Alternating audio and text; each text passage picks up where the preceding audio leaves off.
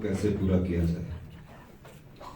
जब जिम्मेवारी मिलती है तो जवाबदेही भी तय होती है, और प्रयास किया जा रहा है जो हिमाचल प्रदेश आर्थिक बदहाली के दौर से गुजर रहा है कि उसको कैसे समर्थ हिमाचल प्रदेश बनाया जाए, समृद्ध हिमाचल प्रदेश बनाया जाए। हमने कहा हम सत्ता में सत्ता सुख के लिए नहीं आए हैं, हम व्यवस्था परिवर्तन के लिए आए हैं। कई नियम हमने बदल रहे हैं। आने वाले बजट में आपको उसकी झलक नजर आएगी। हमारे 5 फ्लैगशिप प्रोग्राम है जिसमें टूरिज्म, हेल्थ, एजुकेशन, लेकिन ये सब चुनौतियां हैं और चुनौतियों का सामना हमने करना है। हेल्थ में कौन सी चुनौती है, या हेल्थ के विषय में बात करना चाहूंगा। हम समाज में पिछड़ते क्यों जा रहे हैं, खासकर हेल्थ के सिस्टम में। हमारी जो कमियां हैं उनको हमने दूर करना है।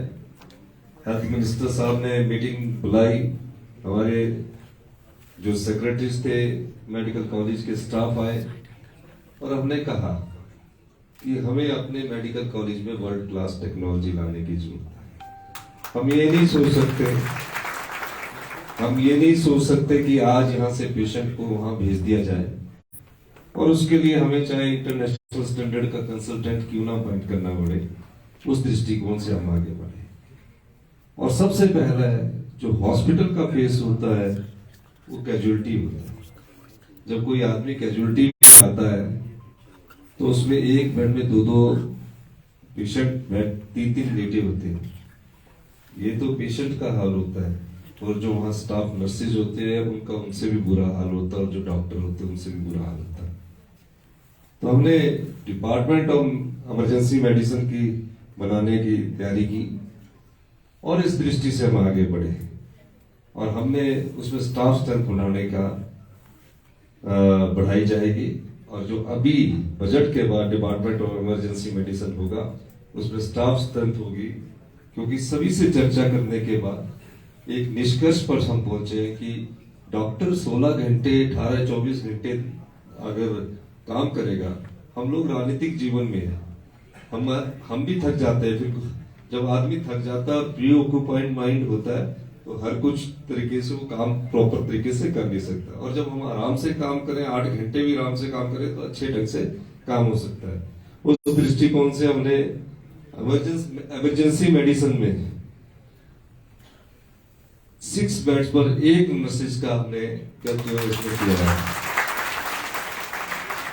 10 बेड्स पर 1 डॉक्टर का किया है, 10 बेड्स पर 1 डॉक्टर का किया है।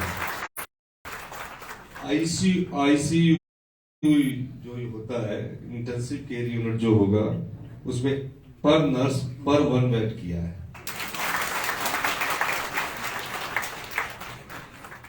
और टोटल स्टाफ स्ट्रेंथ 110 नर्सेज हमने की है, और उसके लिए हमने बजट का भी एलोकेशन कर दिया है, ताकि आने वाले समय में आप एक बिल्कुल करेक्ट वे में आगे बढ़ सके, दिशा में आगे बढ़ सके।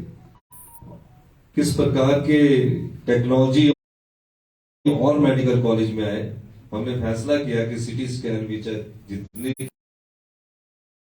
56 में कन्वर्ट कर दिया जाए, सारे ही स्टेट में कर दिया जाए। हाई एंड अल्ट्रासाउंड का पूछ रहे हैं कि लेटेस्ट टेक्नोलॉजी में कौन सा है, जो भी टेक्नोलॉजी है, क्योंकि अभी मेडिकल साइंस में ना वक्त के साथ चेंज होती जा रही है, और 5G के आदि हो जाएगी। तो 5G टेक्नोलॉजी का समावेश कैसे हो, उस संदर्भ में भी हम जियो कंपनी से बात करके मेडिकल टेक्नोलॉजी में उसका इस्तेमाल कर रहे हैं। डॉक्टर को कितना आगे बढ़ना है, उस टेक्नोलॉजी के माध्यम से आपको पता लगे, आपको भी जानकारी होगी और आप समझ भी पाएंगे। तो इस दृष्टिकोण से हम मेडिकल में रिस्पॉन्स करने की कोशिश कर रहे हैं। पैसे की जरूरत है, निश्चित तौर पर पैसे की जरूरत है, लेकिन हम कोशिश करेंगे कि मेडिकल हेल्थ में किसी प्रकार की कोई पैसे की कोई कमी ना रहे। और जगह हम कट लगा रहे हैं, क्योंकि हिमाचल प्रदेश को अगर हमने सुंदर प्रदेश बनाना है तो 10 साल में ये प्रदेश हिंदुस्तान का सबसे समृद्ध प्रदेश हो सकता है। नीतियां बदलनी है, उन नीतियों में कई जगह विरोध भी होगा, पर लेकिन कार्य जब करना है तो फैसले लेने से घबराना नहीं पड़ता। हम आगे नई टेक्नोलॉजी में जाना ही पड़ेगा। हम एजुकेशन में भी चेंजिंग ला रहे हैं। बच्चा गांव का कैसे पढ़ना है, उसके लिए हम Rajiv Gandhi day boarding school लेके आ रहे हैं कि प्री नर्सरी से गवर्नमेंट स्कूल का बच्चा 5th तक और 5th से लेकर 12th तक कैसे पढ़ेगा, वो हमने कैंपस बनाया कि 100 कनाल में 50 बीघे में एक गवर्नमेंट स्कूल होगा। हर जगह 4-5 क्लस्टर जो स्कूल गांव के हैं उनको बंद करके उन बच्चों को वहां शिफ्ट किया जाएगा, और ऐसे स्कूल होंगे कि उनमें जहां पानी की सुविधा होगी, तो आज बच्चे नई ऊंचाइयों को पहुंचने के लिए खेल क्या होगी, कौन सा ग्राउंड होगा, इन सब चीजों को भी चेंज करने की जरूरत है। उस दृष्टिकोण से हम एजुकेशन में जा रहे हैं। हमें पैसा कहाँ से कमाना है, क्योंकि पैसे के बगैर तो कुछ चलेगा नहीं ना। आपको भी अगर सैलरी महीने की इतना पैसा, तो उस दृष्टिकोण से हम भी अपने बजट बनाते हैं। सरकार भी बजट से चलती है। चाहूं तो मैं भी सोचूं कि मैं इतने कर दूं, पर जेब में पैसा नहीं होगा तो पर पैसे को भी कैसे इस्तेमाल करना, उस दृष्टिकोण से भी हम वर्ल्ड लेवल के कंसल्टेंट। मैं अपने सभी साथियों का भी धन्यवाद करना चाहूंगा, और जो भी हमारे आगे स्टाफ स्ट्रेंथ है अभी हमारे हिसाब से ये ठीक होगी, चाहे नर्सिस की है चाहे किसी की है। अभी हमें क्योंकि हेल्थ में हमें ज्यादा स्टाफ भरना पड़ेगा।